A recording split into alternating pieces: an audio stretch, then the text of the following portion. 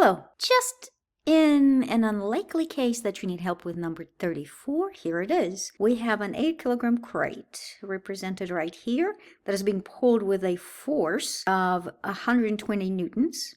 That is the force of tension in the rope at 18 degrees to the incline, something new here. And we need to figure out the work done by tension, gravity, and by normal force. And then on top of that, the increase in thermal energy of the crate and incline. Well, what is this? We never talked about thermal energy, but we did talk about the loss of mechanical energy, like potential kinetic energy gets lost due to friction. That is what they're talking about. Basically, they're asking you to figure out the work of friction. That will be the increase of thermal energy, the loss of mechanical loss in air quotes. And that leads to the increase in internal or thermal energy of crate and the incline. So overall, work of all forces, including friction. That's what this question is about. So I might as well go ahead and add the missing forces here. So I just showed the pull. So I'm going to show gravity, which is straight down, then normal. And remember, how do we figure out the value of normal? We're going to look at the vertical component of gravity, subtract the vertical component of pull, and the difference between those two will be our normal force. There you go. And then force of friction, which is always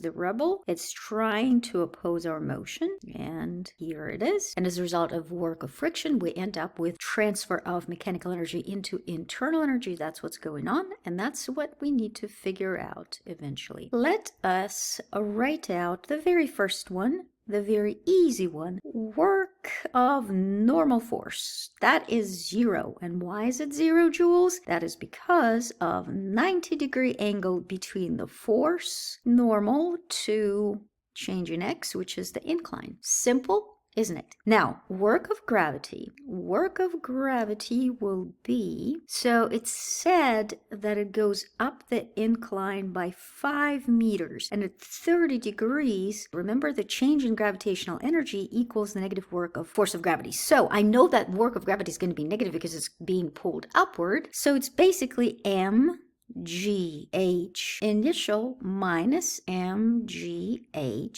final. Now mg, 8 kilograms for mass, so 8 times 9.8 times, since it's 5 meters at 30 degrees, times 2.5 joules. And remember, I need to put a minus in here. Again, work of gravity is going to be negative because force of gravity is directed in the opposite direction to the upward incline. Now, what else could I have done to figure out the same work of gravity? I could have done mg times 5, which will be the displacement, right? And then the angle between force of gravity and the direction of motion, which is this way, that is going to be 120, cosine of 120 degrees. All right, so what I'm going to do, I'm going to try both and hope and pray that I get the same answer. And I should. Negative 196 joules. And what do you know? Negative 196 joules. Now, the interesting thing, if you were to look up the answer to this question in the solution manual,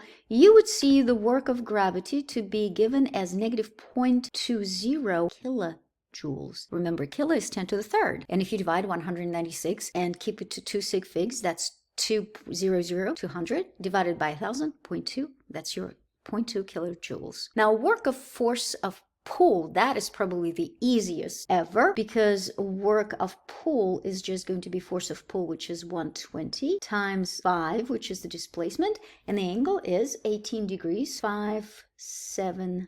Well, 571 technically joules. Or again, if you check for the solution, they will give you 0.57 kilojoules, 2 sig figs and kilo. Increase in internal energy of the block and the incline, in other words, work of friction. So work of friction is going to be force of friction times change in x times cosine of 180 degrees, because force of friction is always opposite to the direction of motion, which is up the incline in this case. Force of friction, we need to find that little sucker first. We know that it's going to be mu k times force normal, then change in x, then cosine of 180. Now, this is the unusual case where normal force is not mgy. It's not just going to be mg cosine of 30 degrees, because we have to subtract force of pull y component of it. So I'm going to write down MUK, and then normal force is going to be mg cos of 30 minus force of pull sine of 18 degrees. All of that beauty times change in x and cosine of 180. I'm just doing that for the fun of it, but it should be just negative. So what's our mu? Mu 0.25. All right, so negative 0.25 for mu k times 8 for mass times, I'm going to put this right here, times 9.8 root of 3. I'm just going to do this 4, and then minus 120 sine of 18, all of that times 5.